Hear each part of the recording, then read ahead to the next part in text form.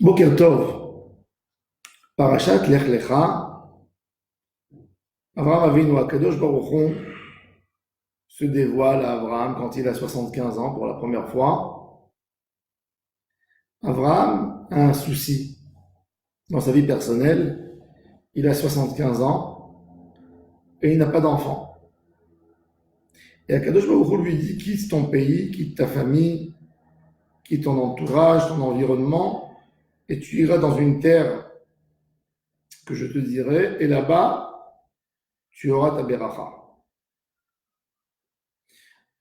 À part l'épreuve d'Avraham Avinu par rapport à Hachem, on va parler de la notion de Meshane Makom, Meshane Mazal. Un homme qui change d'endroit, il change son Mazal.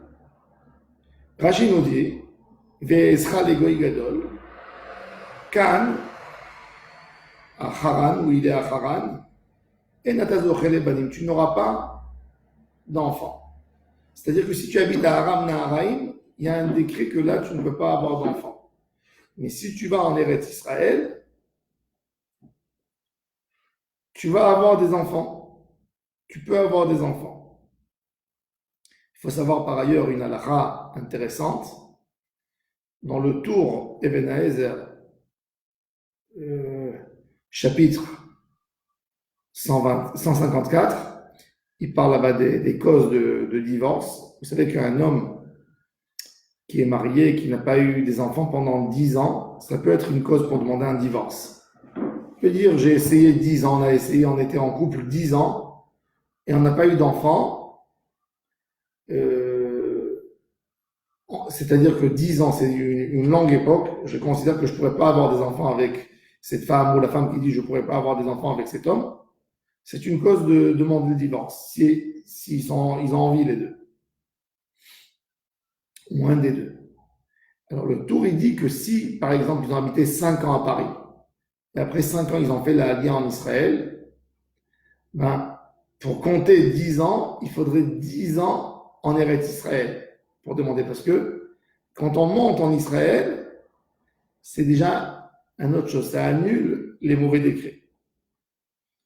Alors la Gemara nous dit, dans le traité Sanhedrin, on reprend le compte des 10 ans. C'est-à-dire pourquoi? Parce que Meshane Makom, Meshane Mazal. Quand un homme, il change d'endroit, même son Mazal change. La Gemara, dans le traité Sanhedrin, elle dit dans Daflam Etzaïm que celui qui change d'endroit ou qui sort vers l'exil, il annule le mauvais décret. Et elle amène une preuve de l'histoire de Jérémie quand les Babylonais ont cerclé Jérusalem. Il a dit Jérémie, celui qui sortira, il sera sauvé du mauvais décret.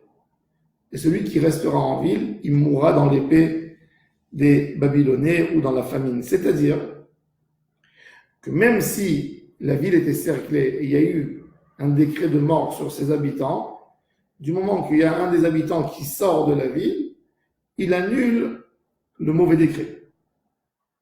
Et il faut essayer de comprendre, s'il y a un décret sur l'homme, pourquoi s'il a quitté l'endroit, le décret est annulé?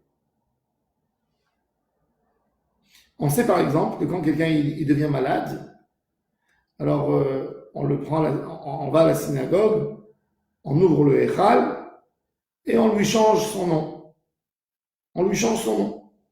On dit tel monsieur qui s'appelle tel nom, on lui rajoute un autre nom qui va s'appeler Chaim ou quelque chose. Et la question qui se pose, quoi? Du fait que j'ai ajouté un nom à quelqu'un, ça va lui prolonger sa vie? Alors la réalité, le changement de l'endroit ou le changement du nom, c'est pas tout simplement le changement de l'endroit. C'est le changement de la personnalité, le changement des actions. Quand un homme il déménage, il quitte son pays. Dans sa ville natale, il avait des points de repère. Il avait le café où il allait, où il rencontrait ses amis, etc. Et là, quand il va dans un autre endroit, il n'a plus ses points de repère. Donc, il décide de faire un changement. Et des fois, ça peut être un changement pour le bien dans sa neshama. Donc, sa neshama, déjà, il change. Et c'est pour ça que le décret qui a été fait sur tel monsieur, c'est pas sur le même. C'est pas le même monsieur. Changement de synagogue, c'est aussi une galoute. Changement de nom, le Rambam nous dit que c'est quoi la définition d'un vrai Baal Teshuva. Un vrai Baal Teshuva, c'est qu'on ne le reconnaît plus. C'est quand tu dis, il te pose la question, il dit, c'est qui ce monsieur? Tu lui dis, c'est celui-là, celui-là. Quoi? Moi, je le connais, c'est pas celui-là. Mais oui, il a fait Teshuva, regarde comment il est. Donc, c'est Mishtane Hashem Shelo. C'est toute la maout qui change. Même la terre, changement de terre, il change ton caractère. La Gemara nous raconte dans le traité Bechorot que Rabbi Yoshua ben Hanania, il avait toujours des débats de culture avec les sages d'Athènes. Et un jour, il leur a fait un coup aux sages d'Athènes et il les a amenés devant l'empereur romain. Parce que l'empereur romain lui a dit, est-ce que tu es capable de m'amener les sages d'Athènes ici? Et il leur a dit qu'il allait les prendre en bateau pour leur faire un tour. Finalement, il les a amenés, ils se sont retrouvés tous devant l'empereur romain.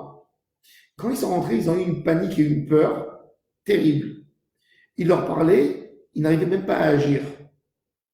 Il a dit à Rabbi Yoshua, je ne suis pas convaincu que c'est les sages d'Athènes, ceux-là.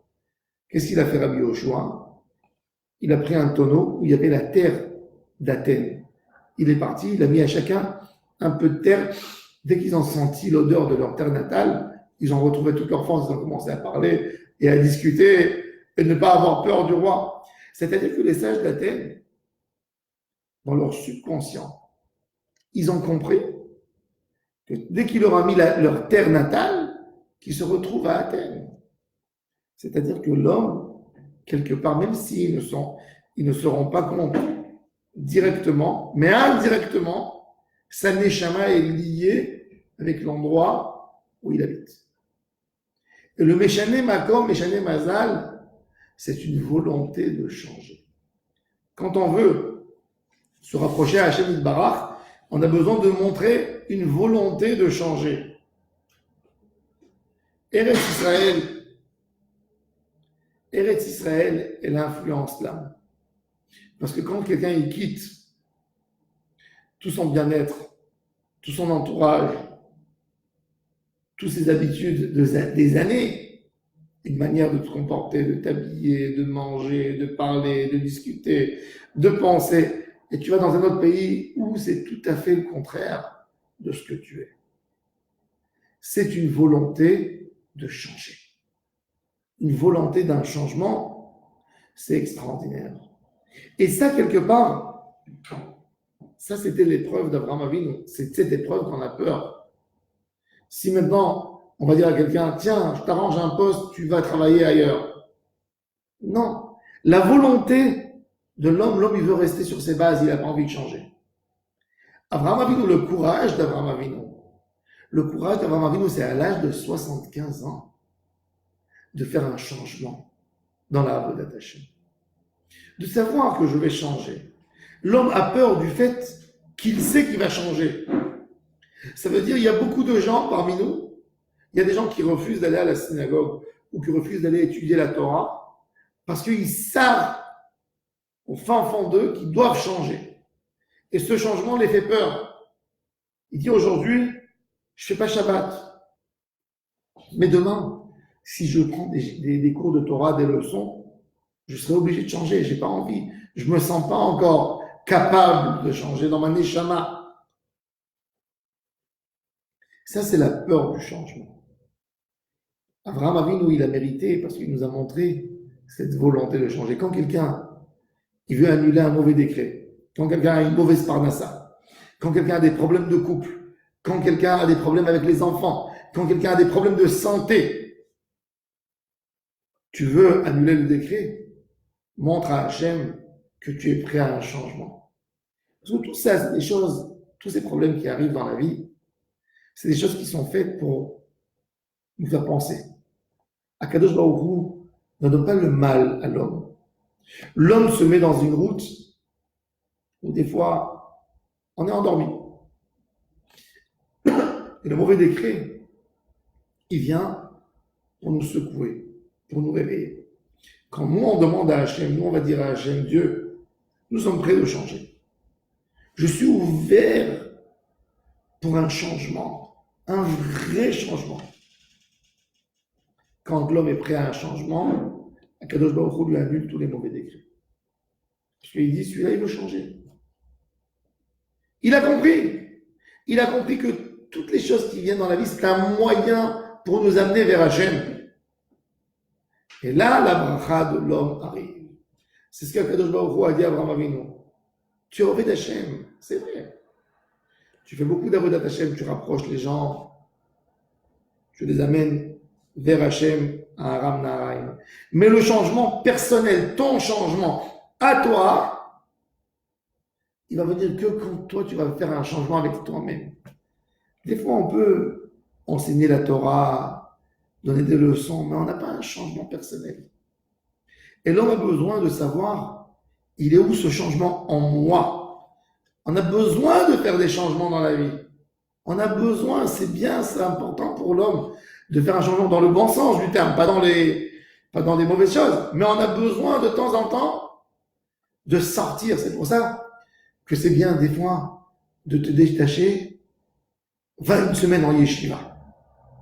À tout âge, tu peux le faire. Prends une semaine, reste avec toi, va dans des tombes des tzadikim, fais un voyage. Pourquoi? C'est un changement. C'est une idée, une volonté de changer, de se mettre sur une autre route. Et là, quand la personne, il est sûr, il est persuadé qu'il est capable de changer, c'est là où il peut prendre des grandes échourottes, que Kadosh Baruch Hu lui change son décret pour le bien. Ça, c'est l'idée de changement du nom, changement d'endroit, Meshane Makor, Meshane Shem, Meshane Mazal. Shavua Tov Umevorach à tous et à toutes, et une grande atzlacha pour tout en Israël où ils sont. Amen et Amen.